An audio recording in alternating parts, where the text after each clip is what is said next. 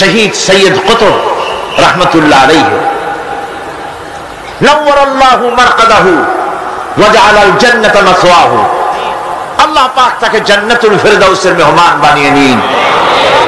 মিশরের প্রেসিডেন্ট জামাল নাসের তাকে ইসলামী আন্দোলন করার অপরাধে, ফি জিলালিল কোরআন লেখার অপরাধে, মাআলিমু ফিত তারিক এই কিতাব লেখার অপরাধে তাকে গ্রেফতার করলো, তাকে কায়দখানার ভিতরে ঢুকালো এবং সেইখানে ক্ষুধার্ত পাগলা কুকুরকে ঢুকিয়ে দিল। তারপর অনেকক্ষণ পরে একজন লোককে পাঠিয়েছে, দেখে আসো রুমের ভিতরে কুকুরের সাথে কুকুর কি ব্যবহার করে। নাউযুবিল্লাহ। জামাল নাসেরের পাঠানো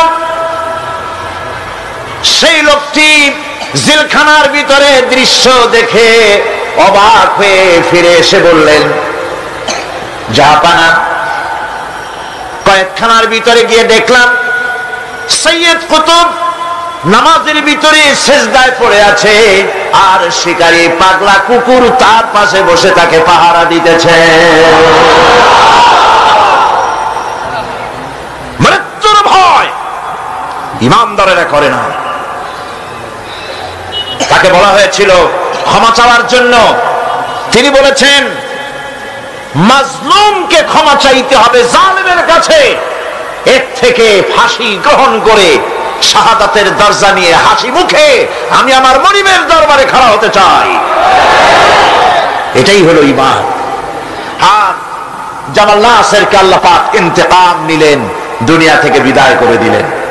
তুরস্কের প্রেসিডেন্ট যাকে ভাগ্য বিধাতা বলা হয়, আতাতুর্ক বলা হয়, কামাল পাশা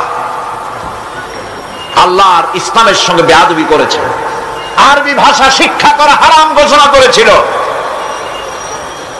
হিজাব পরা মেয়েদের জন্য হারাম ঘোষণা করেছিল, শাদী শোদা মেয়েদেরকে বিবাহ দেওয়া জায়েজ করেছিল। নাউযুবিল্লাহ। এই কামাল পাশার ঘুম ভেঙে গেল সকালবেলায় কিসের এক আওয়াজে। সে বলল, কিসের আওয়াজে আমার ঘুম ভাঙলো? বলা হলো মুয়াজ্জিনের আজান।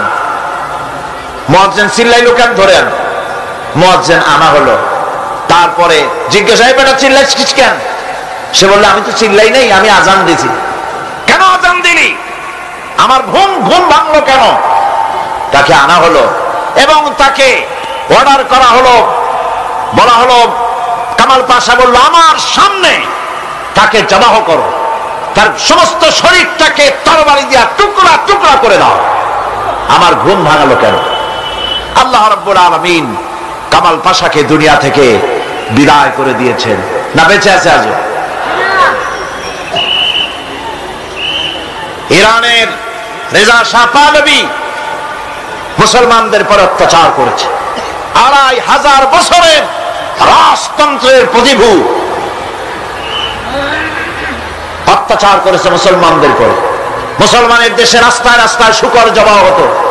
ওলামাদের সম্পর্কে বাসের কন্ডাক্টররা পর্যন্ত এই পর্যায়ে চলে এসেছিল যে আমরা বেশ্যা এবং আলেম এদেরকে আমরা বাসে চড়াবো না।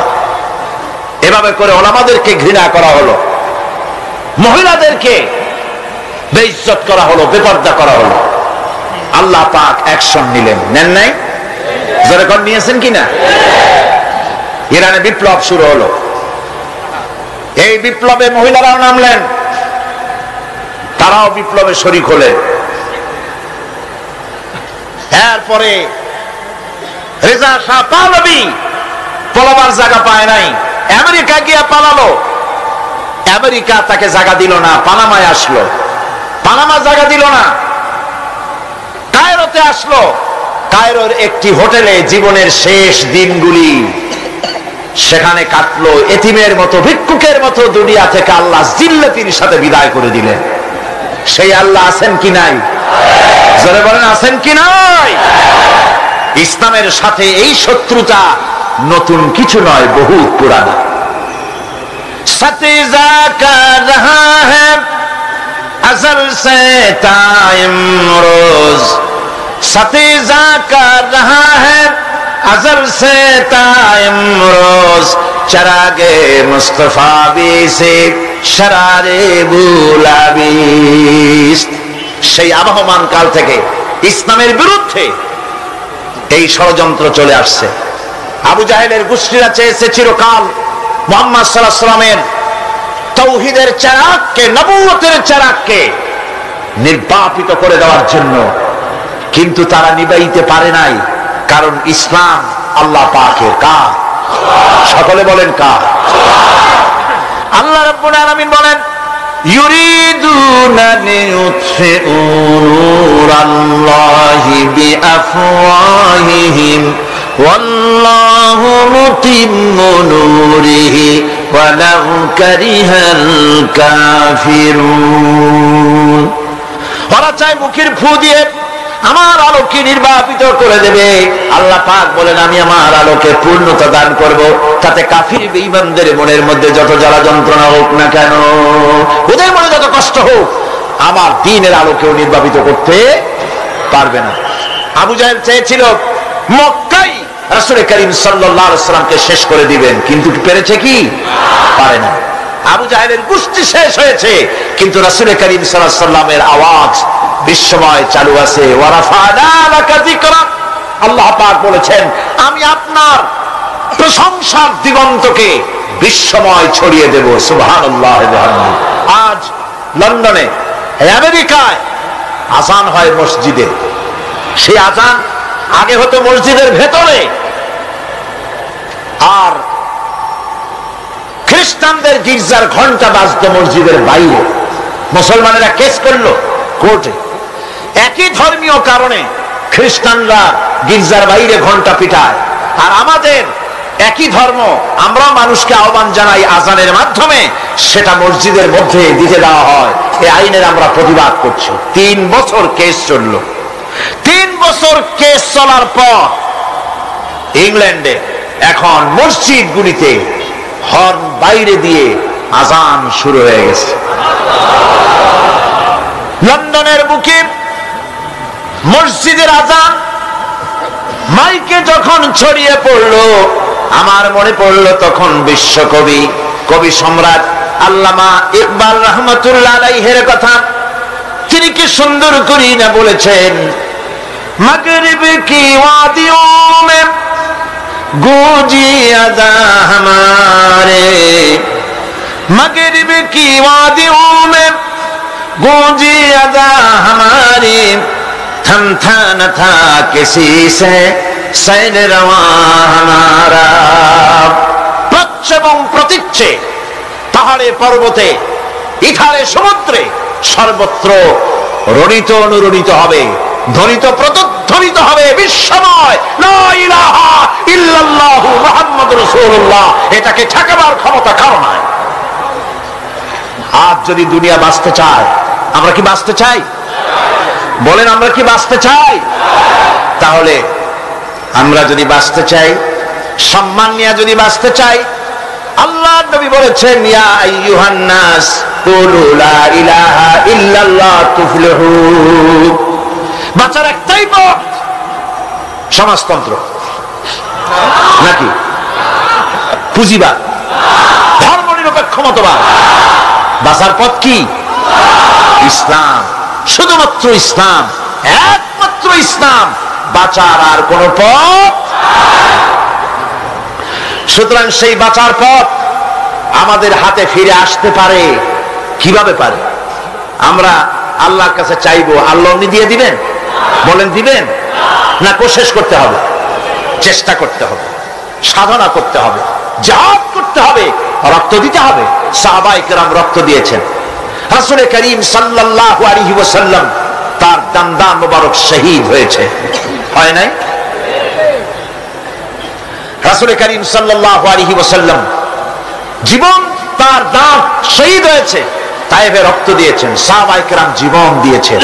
এত কিছু করার পর তারপর ইসলাম প্রতিষ্ঠিত হয়েছে। এত সহজে ইসলাম আসে না। সুতরাং বাংলাদেশেও যদি আমরা আল্লাহর দ্বীন কায়েম করতে চাই, রক্ত দিতে হবে, জীবন দিতে হবে, ফাঁসির মঞ্চে চড়তে হবে, জেল জেলখানায় যেতে হবে, জীবন দিতে হবে। প্রস্তুত আছেন?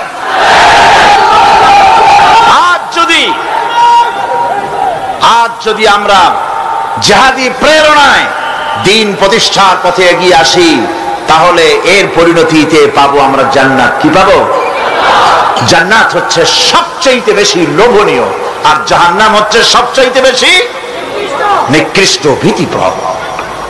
সেই জাহান্নাম থেকে বাঁচার জন্য আর জান্নাত পাবার আশায় সেই পথে আমাদেরকে অগ্রসর হতে হবে, সেই পথে, জিহাদের পথে এগিয়ে যেতে হবে। আমাদেরকে কেউ ক্ষতি করতে পারবে না, কেউ আমাদেরকে ধ্বংস করতে পারবে না যদি আমরা আল্লাহর পথে থাকি। আল্লাহর পথেই আমাদের জানমাল ব্যয় করতে হবে। কারণ আল্লাহ পাক কোরআন শরীফের মধ্যে বলেছেন, ইন্নাল্লাহা আশতারা মিনাল মুমিনিনা আনফুসাহুম ওয়া আমওয়ালাহুম বিআন্না লাহুমুল জান্নাহ। আল্লাহ রাব্বুল আলামিন বলেন, আমি আমার মুমিনের জান এবং মালকে আমি খরিদ করে নিয়েছি, বিনিময়ে আমার মুমিনকে আমার জান্নাত দান করেছি। সুবহানাল্লাহ। মুমিন ব্যক্তি সে ঘোষণা করবে আল্লাহ পাকের সামনে। আল্লাহ শিখায় দিয়েছেন, ঘোষণা করো, কুল ইন্না সালাতি ওয়া নুসুকি ওয়া মাহইয়ায়া ওয়া মামাতি লিল্লাহি রাব্বিল আলামিন। বলো, আমার জান, আমার মাল, আমার সবকিছুকে আমি আল্লাহর ওয়াস্তে, আমার নামাজ, আমার হায়াত, আমার কুরবানি, আমার মত, সবকিছু আল্লাহর জন্য নিবেদিত করে দিলাম। কার জন্য? এই কথা মুমিন ব্যক্তিকে ঘোষণা করতে হবে, মুমিনকে মনে রাখতে হবে। মুমিন ব্যক্তির সবচাইতে বড় উপকার যে সে যত বড় গুনাহগার হোক, ইমাম তাকে এই সাহায্য করে, যত বড় গুনাহগার হোক আল্লাহ তাকে ক্ষমা করে দিবেন যদি সে আল্লাহর কাছে তওবা করে। সে যদি মাফ চায়, আল্লাহ তাকে তওবা করলে মাফ করে দিবেন। এটা হলো ইমাম তাকে নিরুৎসাহিত করে না, ইমাম তাকে নিরাশ করে না, ইমাম তাকে আশার আলো তার বুকের মধ্যে জ্বালিয়ে দেয়। আলহামদুলিল্লাহ।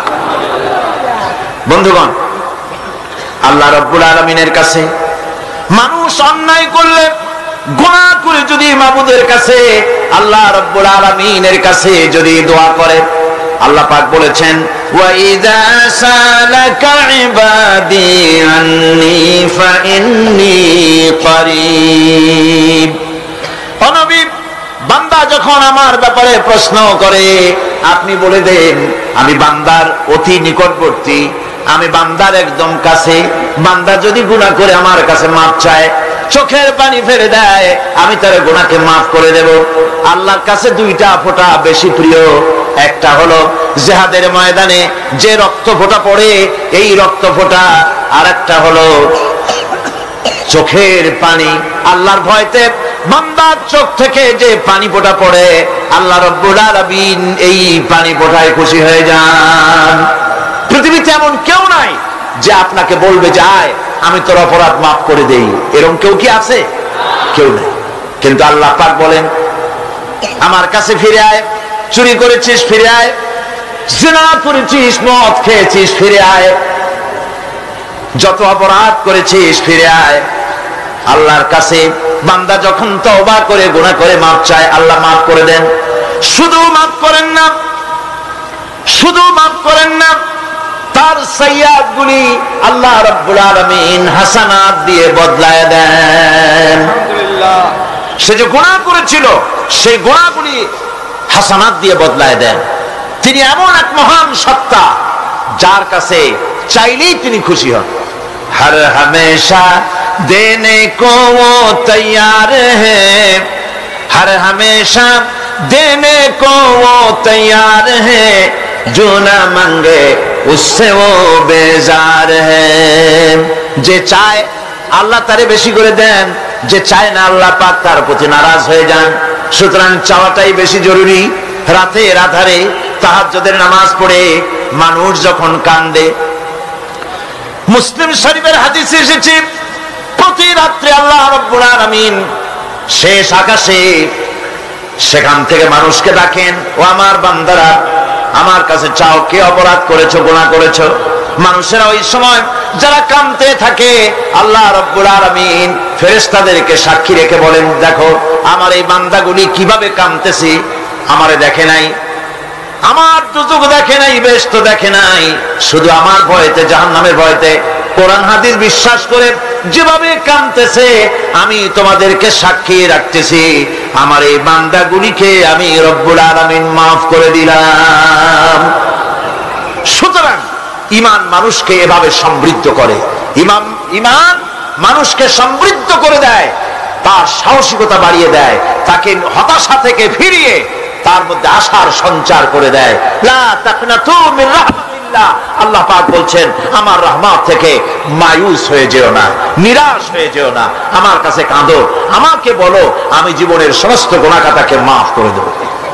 আমার ভাইরা, মুমিন ব্যক্তির ভিতরে সাহস আল্লাহ পাক সৃষ্টি করে দেন, কোন ভয় ভীতি তার মনের মধ্যে জায়গা পায় না, তার মধ্যে সাহস সৃষ্টি হয়ে যায়। তার দৃষ্টান্ত আল্লাহ পাক কোরআন শরীফের মধ্যে দৃষ্টান্ত রেখে দিয়েছেন।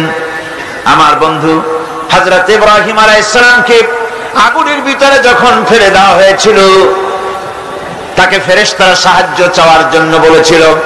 ফেরেশতা বলেছে, ইব্রাহিম আমার কাছে সাহায্য চাও, এই আগুন থেকে বাঁচায় দেব।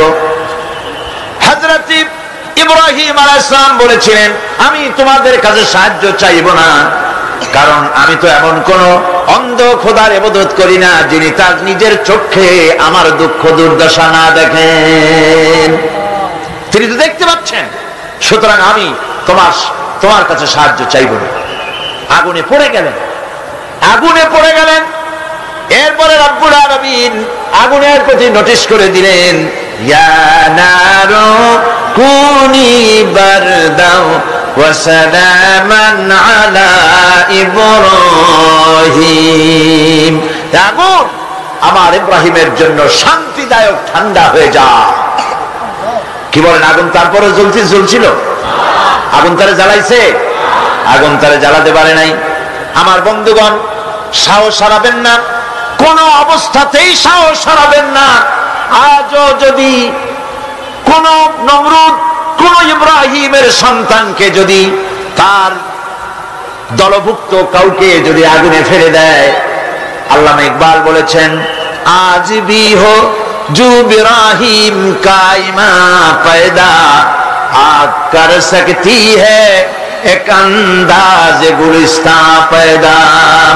ইব্রাহিমের ঈমান যদি আজও কোথাও হয় বিদ্যমান, করতে পারেন অগ্নিকুণ্ডে খুবসুরত গুলিস্তান। আজও যদি আগুনের মধ্যে কাউকে ফেলে দেওয়া হয়, কোন নমরুদ যদি আজও ফেলে, তাহলে সেই আল্লাহ আছেন না যে আল্লাহ ইব্রাহিমকে বাঁচাইছিলেন? আছেন কিনা? সে আল্লাহ পাক আজও আছেন এবং আগুনের ভেতর থেকে তার বান্দাকে তিনি হেফাজত করতে সক্ষম। ভাইরা আমার, হযরত মূসা আলাইহিস সালামকে এসব ঘটনা কোরআন শরীফে আল্লাহ পাক কেন বললেন? আমি তো বানিয়ে বানিয়ে কোন ঘটনা বলতেছি না, এগুলি কোথায় আছে? কোথায় আছে? আল্লাহ পাক এসব ঘটনা কেন বললেন?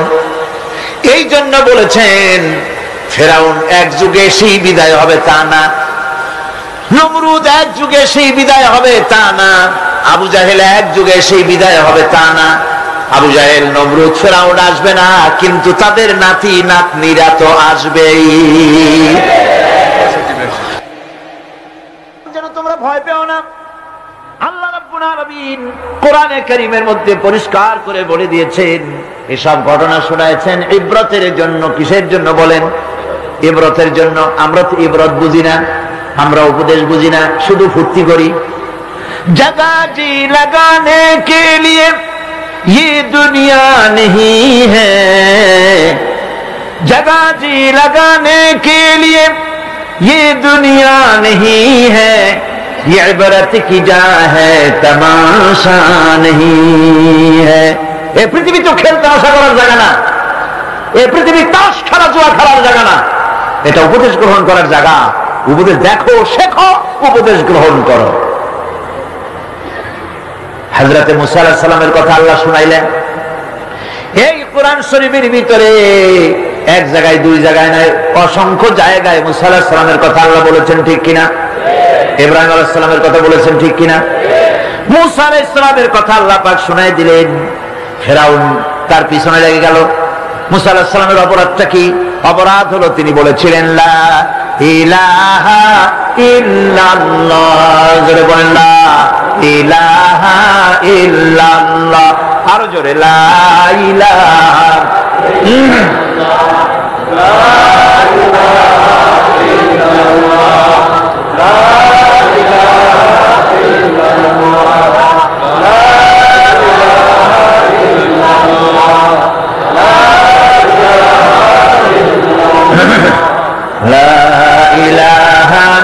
ইল্লাল্লাহু মুহাম্মাদুর রাসূলুল্লাহ। তিনি লা ইলাহা ইল্লাল্লাহ দাওয়াত দিলেন।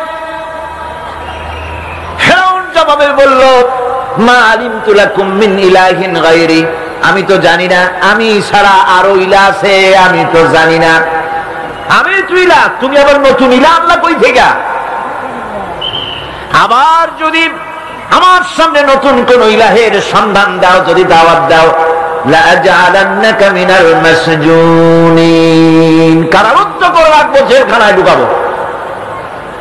মুসা আলাইহিস সালাম বললেন, ফিরআউন রে, কারে তুমি ভয় দেখাও জেলখানার, আমি তোমার জিলের পরোয়া করি না, কারণ আমি আল্লাহ রাব্বুল আলামিনের পয়গম্বর মুসা কালিমুল্লাহ, জেলের পরোয়া আমি করি না। ফিরআউন তারে ঘিরে ফেলল, দরিয়ার কিনারে তিন দিক থেকে আক্রান্ত হয়ে গেল। হযরতে মুসা আলাইহিস সালামের সাহাবীরা বললেন, ইন্না লামুদরাকুন, আমরা তো ঘেরাও হয়ে গেছি, আমাদের তো আর পালাবার কোনো উপায় নাই। মুসা আলাইহিস সালাম বললেন, কাল্লা, কখনোই নয়, ইন্না মা'য়া রাব্বি সায়াহদিন, অবশ্যই আল্লাহ আমাদের রাস্তা দেখাবেন। সুবহানাল্লাহ। একদিকে দরিয়া আর তিন দিকে কি? ঘেরাও হয়ে গেছে, তিন দিকে শত্রু, একদিকে দরিয়া, পালাবার রাস্তা আছে? এর নাম পয়গম্বর। সুবহানাল্লাহ। মুমিনকে আল্লাহ শিক্ষা দিচ্ছেন, এই শিক্ষা রাখো, ভয় পাইও না। চতুর্দিকে অন্যায়, অত্যাচার, অবিচার, জুলম, শোষণ, নির্যাতন দেখে ভয় পেও না, আমি আল্লাহ আছি। আছেন না? আল্লাহ কয় এক একজনের ক্ষমতা দেই, এক এক দলকে ক্ষমতা দেই, ক্ষমতা দিয়া লিনানজুরাকুম কাইফা তা'মালুন, ক্ষমতা দিয়া তাকায় দেখি করো নাকি, কি করো। তারপরে যখন দেখি নাফরমানি শুরু করেছে, বেঈমানি শুরু করেছে, আমার গোলামদের উপরে অত্যাচার চালাচ্ছে, এটা যখন দেখি, আল্লাহ পাক বলেন, আমি তখনও ওয়ায়ামুদ্দুহুম ফি তুগয়ানিহিম ইয়ামাহুন, আমি ঢিল দিয়ে দেই, দেখি পারো কদ্দুর, কদ্দুর পারো। তারপরে যখন সীমা লঙ্ঘন করে যায়, যখন প্রান্ত সীমা এসে যায়, আল্লাহ পাক বলেন, ইন্না বাতশা রাব্বিকা লাশাদীদ, এরপরে আমি ধরি। আর যখন আমি ধরি, আমার হাত থেকে ছাড়িয়ে নেওয়ার ক্ষমতা পৃথিবীর কারো নাই, আকাশেরও কারো নাই, ঠিক কিনা? সুতরাং ভয় পাওয়ার কোনো কারণ নেই। মুসা আলাইহিস সালাম বললেন, ভয় পেও না, আল্লাহ আমাদেরকে রাস্তা দিয়ে দিবেন। মহান আল্লাহ রাব্বুল আলামিন হযরতে মুসা আলাইহিস সালাম যখন সঙ্গীদেরকে বললেন, ভয় পেও না, আল্লাহ পাক বলেন, আমি তখন কি করলাম? فأوحينا إلى موسى أن اضرب بعصاك البحر فانفلق فكان كل فرق كالطود العظيم। আল্লাহ পাক বলেন, আমি ওহী নাজিল করলাম, মুসার প্রতি ওহী অবতীর্ণ করে দিলাম, তোমার হাতের লাঠি দিয়া দরিয়ার উপরে আঘাত করো। দরিয়ার উপরে তিনি আঘাত করলেন, দরিয়া ফেটে গেল, 12টা রাস্তা হয়ে গেল। এক একটা রাস্তার একটা রাস্তার মাঝখানে পানির বিরাট দেওয়াল হয়ে গেল, পাহাড়ের মতো। وأنجينا موسى ومن معه أجمعين। এরপরে আমি মুসা আলাইহিস সালামকে এবং তার সাথী সঙ্গীদেরকে নাজাত দিয়া দিলাম। আর তার ফেরাউনের দলবলকে ডুবাইয়া শেষ করে দিলাম। ফেরাউন তার দলবল নিয়ে পানির মধ্যে যখন এলো, দেখলো রাস্তা, পানির মধ্যে রাস্তা। মুসা আলাইহিস সালামকে ধরার জন্য পূর্ণ উদ্যম এবং উৎসাহ নিয়ে দরিয়ার ভেতরে ঝাঁপিয়ে পড়লো, রাস্তা দিয়ে এগোতে লাগলো। মাঝখানে যখন এলো, আল্লাহ পাক বললেন কুন। আল্লাহ তো সুইচ টেপা লাগে না, কি কর, নৌবাহিনী তো টাকা লাগে না, সেনাবাহিনী কোথায় আছে খোঁজ নেওয়া লাগে না। যখনই কিছু ইচ্ছা করেন শুধু বলেন কুন ফায়াকুন, যখন বলেন হাও হয়ে যায়। যখন সমুদ্রের দিকে তাকায় বলেন কুন, সঙ্গে সঙ্গে সমুদ্র 30 ফিট পানি উঁচা হয়ে যায়। বাতাসের দিকে তাকায় যখন বলেন কুন, 280 মাইল স্পিডে প্রবাহিত হয়ে যায়। যখন মাটির দিকে তাকায় বলেন কুন, সঙ্গে সঙ্গে 5 তলা বিল্ডিং 2 তলা মাটির নিচে চলে যায়। যায় কিনা? এখানে তো গেছে 2 তলা। টার্কিতে, ইরানে, আমেরিকা, মেক্সিকোতে, পৃথিবীর বিভিন্ন ভূমিকম্পের জোন যেগুলি আছে, এরিয়া আছে, এ সমস্ত বিশাল বিশাল বিল্ডিং গুলি ধুলার মতো করে আল্লাহ রাব্বুল আলামিন কালেহিনিল মানফুস বাতাসের মতো করে, তুলার মতো করে উড়ায় দেন। সুবহানাল্লাহ। ভূমিকম্প আমার নিজের চোখে দেখছি। ভূমিকম্প হয় কেমনে? চোখে দেখছি মানে ভূমিকম্পের জায়গায় দেখলে, জায়গায় দাঁড়ায় দেখলে তো আমি এখানে আসতেই পারতাম না। ক্যালিফোর্নিয়া, লস অ্যাঞ্জেলেস, ভূমিকম্পের পরের বছর আমার সেখানে দাওয়াত ছিল। ছবির ভিতরে আমাকে ভূমিকম্পের দৃশ্য দেখানো হলো। ওরা স্যাটেলাইট থেকে ভূমিকম্প চলাকালীন সময় ছবি তুলেছে। আমার দেশের রাস্তা হচ্ছে 1 তলা রাস্তা, আর আমেরিকা, ইংল্যান্ডে রাস্তা 5 তলা 6 তলা। টোকিও থেকে, গত বছর টোকিও সফর করলাম, জাপানে 5-6 তলা ট্রেন লাইন আছে মাটির তলায়, ইঁদুর ফেল। সেই লস অ্যাঞ্জেলেসে ভূমিকম্প হল। 5 তলা 6 তলা বিল্ডিং গুলি কাতাইয়ে সিজিল্লি লিল কুতুব, কিতাবের পাতার মতো একটার পর একটা ঠাস ঠাস করে পড়েছে। মেয়ে লোকেরা যেমন ডিম মামলেট করে, এই রকমের গাড়ি টাড়ি শুদ্ধা রাস্তাগুলির পেঁচাইয়া মামলেট বানাই দিয়েছে। আমি ছবির ভিতরে দেখছি বিশাল স্ক্রিন, আমার পেছনে যে পর্দা আছে এর থেকে বড় স্ক্রিন।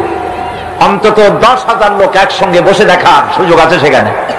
সব খ্রিস্টান, ইহুদি, 200 জন মুসলমান। আমি স্থান, কাল, পাত্র সব ভুলে গেছি। আমি দেখতে পেলাম মাটি সমুদ্রের ভিতরে যেমন তুফান হয়, মাটিতে ওই রকম তুফান হচ্ছে, আর বিল্ডিং গুলি ভেঙে যাচ্ছে, সমস্ত ব্রিজ গুলি ভেঙে যাচ্ছে। আমি আল্লাহু আকবার বলে চিৎকার মেরে উঠলাম। সুবহান, কি বিশাল ক্ষমতার মালিক তিনি! শুধু বলেন কোন, সাথে সাথে হয়ে যায়। সুবহানাল্লাহ। সামান্য 3 দিনের মাতবাড়ি, একটু মন্ত্রী, হায় হায়, অহংকারের ঠেলায় অস্থির। মানুষ চেনে না, শক্তি, সহ্য, বীর্য মনে করে সব আমার, কিন্তু কিছুই তোমার না। সময় যখন আসবে দেখবা তোমার কেউ না। টেলিফোনের কাছে হাত দেবা, তারও সময় পাওয়া যাবে না, তার আগেই কাম সারা। দেখেন না আমাদের দেশে পুলিশের অবস্থা দেখেন। পুলিশেরা এরা মন্ত্রী তন্ত্রী যখন আসে খুব ফিটফাট হয়ে মন্ত্রীকে সেলুট মারে, হাত দিয়ে একটা মারে, পাও দিয়ে আর একটা মারে। আমি চিন্তা করছি যে এটার হাকিকতটা কি, বিষয়টা এই যে 2টা সেলুট, হাত দিয়ে একটা, পাও দিয়ে একটা, কারণটা কি? হাত দিয়া তো বুঝলাম যে সত্যি এরা হাত দিয়া ব্রিটিশ প্যাটার্নে সেলুট মেরেছে, কিন্তু পাও দিয়া পরে চিন্তা করলাম আসলে ঠিকই আছে। তার মানে হলো এর হাকিকত হচ্ছে, যতদিন মন্ত্রী সাহেব এই সরকারের আইন মেনে, এই সংবিধান মেনে বাংলাদেশের স্বাধীনতা, স্বাধীন অস্তিত্ব, সার্বভৌমত্বকে মর্যাদা দিয়া যতদিন চলবেন এরকম মারব। আর যখন বেকায়দা করবেন, হাত দিয়া না, নিচেরটা দিয়ে মারব। কথা ঠিক কিনা গণ? আজ যে পুলিশ বিএনপি জামাত ইসলামী যেখানে পায় মিছিলে পাইলে সমানে ঠেঙ্গায়। এই পুলিশের আবার আওয়ামী লীগ যেখানে পাবে ক্ষমতায় না থাকলে সেখানেই পিটাবে। কথা ঠিক কিনা? এগুলি মনে রাখতে হবে, এগুলি ইতিহাস, এগুলি ইতিহাস। আমি কি বাড়াই বলছি না ঠিক বললাম? এই পুলিশরাই দেখে রেখেন, এরাই আজকের যে স্বরাষ্ট্রমন্ত্রী, কালকে দেখবেন পিটানের ঠেলায় ক্ষমতায় যদি না থাকে হসপিটালে শুয়ে আছে। এগুলি তো আমরা পত্রিকায় দেখি, ছবি শুদ্ধ দেখি। কথা ঠিক কিনা? এগুলি আমি বললাম কেন? এই জন্য বললাম ইতিহাস ভুলে যাওয়া উচিত না, ক্ষমতার দম্ভে পাগল হয়ে যাওয়া উচিত না। আল্লাহ পাক বলেছেন লিনানজুরাকুম কাইফা তা'মালুন, ক্ষমতা দিয়ে আমি দেখি আমলটা কি করো, তোমার আমলটা কি হয়, কি ধরনের ব্যবহার করো জাতির সাথে, মানুষের সাথে। ক্ষমতার দম্ভে পাগল হয়ে যেও না। এই যে পণ্ডিত জওয়াহরলাল নেহেরু, সেই যে পাগলা হসপিটালে গেছিল, মেন্টাল হসপিটাল, মাথায় সুন্দর টুপি, গায়ে শেরওয়ানি, চোস্ত পাজামা, হাতে ছড়ি, ইসলামী ড্রেস। অমুসলমানদের কাছে মজা লাগে, কিন্তু দুর্ভাগ্যজনক আমার দেশের মুসলমানদের মজা লাগে না। এদের মজা লাগে অন্যদেরটা অনুসরণ করতে, নিজেরটা ভালো লাগে না। সুন্দর টুপি, সারা জীবন নেহেরু শেরওয়ানি, পাজামা, টুপি ব্যবহার করেছেন, ঠিক কিনা? এই পোশাক কার? নেহরুর বাপের, মুসলমান। আজ মুসলমানদের এই ড্রেসকে বাংলাদেশের টেলিভিশনে অমর্যাদা করা হচ্ছে। আমি পার্লামেন্টে যখন এই কথা বললাম যে বাংলাদেশের টেলিভিশন মুসলমানদের দাড়ি আর টুপি নিয়ে উপহাস করে, আমার পাশের থেকে একজন ট্রেজারি বেঞ্চ থেকে বলল, আপনি মিথ্যা বলছেন, আল্লাহর গজব হবে আপনার উপরে। আমি বললাম ওয়েট এন্ড সি, গজব কার উপরে হয় আমরা দেখি, অপেক্ষা করি। ভিলেন পার্টে যে অভিনয় করে টিভিতে, নাটকে, সিনেমায়, একটা খারাপ চেয়ারম্যান, একটা খারাপ লোক অভিনয় করার জন্য যাকে আনা হয় তার মাথায় একটা টুপি থাকে কিনা, টেলিভিশনে থাকে কিনা, লম্বা একটা জামা থাকে কিনা, মুখে দাড়ি থাকে কিনা, কাঁধে একটা রুমাল থাকে কিনা। এবার আমি প্রশ্ন করি, মুসলমানদের মাথার টুপি কি জামাত ইসলামী? মুসলমানদের দাড়ি আর লম্বা জামা কি শিবিরে? এই দাড়ি আর টুপি বিশ্বনবী মুহাম্মদ রাসূলুল্লাহ সাল্লাল্লাহু আলাইহি ওয়াসাল্লামের। সুতরাং 12 কোটি মানুষের, 12 কোটি তাওহীদি জনতার, 12 কোটি তাওহীদি জনতার রেভিনিউ নিয়ে, তাদের ট্যাক্স নিয়ে রাসূলুল্লাহর সুন্নতের সাথে যারা বেয়াদবি করে, আল্লাহ রাব্বুল আলামিন অবশ্যই আযাব এবং গজবে তাদেরকে নিবেদিত করবে। পণ্ডিত নেহেরু হসপিটালে গিয়েছে, পাগলেরা জিজ্ঞেস করছে, এত সুন্দর কেতাদুরুস্ত লোক তো দেখেনি, তুমি কে গো? উনি বললেন, আমারে ঠিক পাও নাই, আমি ভারতের প্রধানমন্ত্রী পণ্ডিত জওয়াহরলাল নেহেরু। এক পাগল অনেক সময় আপাদমস্তক নিরীক্ষণ করে দেখে বলছেন, ও সেই কথা, তা ঠিক আছে, আমরাও যখন এখানে এসেছিলাম তোমার মতো এরকম লম্বা লম্বা কথা আমরাও বলতাম, থাকো আমাদের কাছে কিছুদিন, তোমার মাথাটাও ঠান্ডা হয়ে যাবে। সুতরাং দুনিয়ার এই রঙ্গমঞ্চে এসে যারাই স্বৈরাচার হয়েছে, মানুষের উপর নির্যাতন করেছে, নিজের মন গড়া আইন আনুনকে চাপায় রাখবার চেষ্টা করেছে, নিজের ক্ষমতাকে দীর্ঘস্থায়ী করার জন্য দলীয়করণ, আত্মীয়করণের নিকৃষ্টতম উদাহরণ সৃষ্টি করেছে, আল্লাহ রাব্বুল আলামিন গজব দিয়ে তাদেরকে বিদায় করেছে। সুতরাং এই পৃথিবীর রঙ্গমঞ্চ, এইখানে আল্লাহ পাক কোন জালিমকে বরদাস্ত করেন নাই, ঠিক কিনা কন? আল্লাহ রাব্বুল আলামিন তাই ঈমানের সমৃদ্ধ লোকদেরকে রব্বুল আলামিন তাদেরকে শুনান, ভয় পায় না। এ ধরনের জুলুম করেছিল ফেরাউন, ডুবাই দিছি তারে। জুলুম করেছিল নমরুদ, নমরুদকে মারার জন্য কোন জেনারেল লাগাই নাই, একটা খোড়া কর্নেল দিয়েই শেষ করে দিছি, দিছে কিনা? একটা ঠ্যাং ভাঙ্গা মশায় শেষ করছে না? একটা ঠ্যাং ভাঙা মশাই শেষ করে দিল, আবু জাহেলের গোষ্ঠী শেষ হয়ে গেল, জামাল নাসের গেল, মোস্তফা কামাল পাশা গেল, রেজা শাহ পাহলভী গেল। তাদের প্রেতাত্মা যারাই দুনিয়ায় যেই মঞ্চে আসলো আল্লাহ বিদায় করে দিলেন। কিন্তু এমনই দুর্দশা, যে যায় লঙ্কা সেই আর মানুষ হালে ফেরে না। যাওয়ার আগে খুব দোয়া করে, আল্লাহ আর একটা বার, কিন্তু গেলে আর উঠ থাকে না, ঠিক কিনা? আমার বন্ধু, ভয় পাওয়ার কারণ নাই।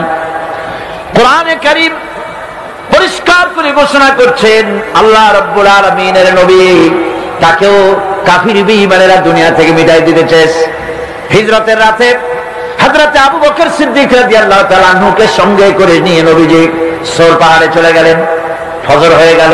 হযরত আবু বকর বলেন, হুজুর আর বাঁচার উপায় নাই, কাফেররা দেখে ফেলবে, এখনই পালাই, গুহার মধ্যে ঢুকি। এই গুহার ভিতরে সাপ থাকতে পারে, বিচ্ছু থাকতে পারে, আমি আগে ঢুকি, সাপ করি, যদি কোনো বিপদ হয় আমার উপর থেকে হয়ে যাক, আল্লাহর নবী বেঁচে থাকুন। গুহার ভিতরে নেমে নিজ হাতে সবকিছু সাফ করে হুজুরকে সেখানে তিনি ডাকলেন। নবীজি বললেন, আবু বকর বড় কষ্ট করেছি, একটু বিশ্রাম করি। হযরত আবু বকর উলুর উপরে মাথা রেখে হুজুর ঘুমায় গেলেন। রাসূল করিম সাল্লাল্লাহু আলাইহি ওয়াসাল্লাম ঘুমিয়ে আছেন। কাফেররা খুঁজতে খুঁজতে এসে গেছে। হযরত আবু বকর বলেন, হুজুর বাঁচার উপায় নাই, কাফেররা গুহার দরজা পর্যন্ত এসেছে, আমরা তো ধরা পড়ে গেলাম। হুজুর বলেন, ভয় পেও না, চিন্তা করো না, ইন্নাল্লাহা মা'ানা, লা তাহজান, ইন্নাল্লাহা মা'ানা। কোনো চিন্তা করো না, পেরেশান হয়ো না, আমরা মাইনরিটি নই, আমরাই মেজরিটি, কারণ আল্লাহ রাব্বুল আলামিন আমাদের সাথে আছেন। কাফেররা কিচ্ছু করতে পারলো না, আল্লাহ পাক হেফাজত করলেন, আল্লাহ তাকে মদিনায় আনলেন, আল্লাহ প্রেসিডেন্ট বানাই দিলেন। সুবহানাল্লাহ, সুবহানাল্লাহ কত ইচ্ছে করে। দুনিয়ায় এই ষড়যন্ত্র নতুন কিছু নয়। হযরত ইউসুফ আলাইহিস সালামকে এই কোরআন সাক্ষী, কে সাক্ষী? ইউসুফ আলাইহিস সালামকে ভাইরা ষড়যন্ত্র করে কুয়ার মধ্যে ভালাই দিল, কুয়ার ভিতরে ফেলে দিল। ওরা মনে করলো কুয়ার ভিতরে ইউসুফ আলাইহিস সালাম মরে যাবেন, আর মাথা উঁচু করে দাঁড়াইতে পারবে না। কিন্তু ইউসুফ আলাইহিস সালামের ভাইরা বুঝতে পারে নাই এটা কোনো কুয়া নয়, মরণ কুয়া নয়। আল্লাহ এটাকে বানালেন একটা টানেল, একটা সুড়ঙ্গ, একটা মুখ দিয়া ইউসুফ আলাইহিস সালামের ভাইরা ইউসুফ আলাইহিস সালামকে কুয়ার মধ্যে ফেলে দিলেন। কুয়ার আরেক মুখ দিয়ে রব্বুল আলামিন হযরত ইউসুফকে নিয়ে মিশরের প্রেসিডেন্ট বানায় দিলেন। আল্লাহ রব্বুল আলামিনের এই প্রচন্ড ক্ষমতা। ইন্নাল্লাহা আলা কুল্লি শাইইন কাদির, সমস্ত জিনিসের উপরে কুদরত রাখেন, ক্ষমতা রাখেন। মুমিন ব্যক্তি এসব শুনিয়া কলিজা ফুলা দেহের চাইতে কলিজা বড় হয়ে যায়। সুবহানাল্লাহ। দুনিয়ার কাউকে পরোয়া করে না, পরোয়া করে কেবলমাত্র কাকে? আল্লাহ পাককে। মাথা নত পৃথিবীর কারো কাছে করে না, মাথা নত করে কার কাছে? জোরে কোন কার কাছে? কেবলমাত্র আল্লাহ রাব্বুল আলামিনের কাছে। আমার বন্ধুগণ, এরপরে মুমিন ব্যক্তির ঈমান আনার কারণে সবচেয়ে বড় ক্ষতিগুলো থেকে আল্লাহ বাঁচায় দেন। আল্লাহ বলেছেন সমস্ত মানুষের জীবন ক্ষতিগ্রস্ত, ঈমান আনলেই জীবন সবল হবে। কি আনলে জীবন সবল হবে? ঈমান। এই ঈমান আনলে পরে মানুষকে আল্লাহ রাব্বুল আলামিন মুমিন নিরহংকার বানায় দেন। মুমিন নিরহংকার হয়, মুমিন বিনয়ী হয়, মুমিন আত্মমর্যাদা সম্পন্ন হয়, মুমিন জবাবদেহিমূলক জীবন যাপন করতে সমর্থ হয়। আল্লাহর ভয় তার কলিজা থরথর করে কাঁপতে থাকে, সে কোনো বাজে কাজ করতে সাহস পায় না। ঘুষ খায় কারা? যারা ঘুষ খায়, আল্লাহর ভয় অন্তরে নাই। আল্লাহর ভয়, কথা বল না কেন? আল্লাহর ভয় অন্তরে নাই। ঘুষ যখন গ্রহণ করে তখন তার মনের ধারণা পুলিশ দেখে না, গোয়েন্দা বিভাগ দেখে না, তার বস দেখে না, কেউ দেখে না। বেমালুম টাকাগুলা নিয়ে পকেটের মধ্যে থুয়ে দেয়, আর মোছে আতর মেখে তেল মেখে মুস্কি মুস্কি হাসে। অনেক টাকা পাইয়া গেছি, বউরে সোনা দিয়ে অনেক কিছু বানায় দেবো। বাড়ি 5 তলা আছে 10 তলা বানাবো, গাড়ি একটা আছে আর 2টা কিনবো। অফিসার সাহেব যদি বুঝতেন, পুলিশ দেখে না, গোয়েন্দা বিভাগ দেখে না, বস দেখতে পাচ্ছে না, কিন্তু এই জমিনের স্রষ্টা, ওই বিশাল আকাশের স্রষ্টা আল্লাহ রাব্বুল আলামিনের চোখকে আমি ভাগে দিতে পারি নাই। এই খেয়াল যদি কোন অফিসার করে, ঘুষ কি খাইতে পারে? ঘুষ নিতে পারে? পারে না। একদিকে ঘুষ খায়, আবার হজ করতেও যায়, মাশাআল্লাহ, আবার নামাজও পড়ে, কোন জায়গায় মুরিদও হয়, আবার দেখা যায় কপালে দাগও পড়ে গেছে সেজদা দিতে দিতে, আবার ঘুষও খায়। আজিব তামাশা। আল্লাহর ভয় অন্তরে থাকলে পরে জমিনের আইল ঠেলতে পারত না, ঘুষ খেতে পারত না, যেহেতু কোরআনে কারীম বলছে ওয়ায়ালামু মা ফিল বাররি ওয়াল বাহরি ওয়া মা তাসকুতু মিন ওয়ারাকাতিন ইল্লা ইয়ালামুহা। আল্লাহ রাব্বুল আলামিন বলেন, এই পৃথিবীর বুকে কি হয়, মাটির তলে কি হয়, পানির তলে কি হয়, কোথায় কি হয়, সব আমার জানা আছে। এমনকি কোন গাছের পাতা যদি পড়ে যায়, তাহলে পৃথিবীর কোন গাছের কোন পাতাটি পড়েছে আমি রব্বুল আলামিনের কাছে তার খবর হয়ে যায়।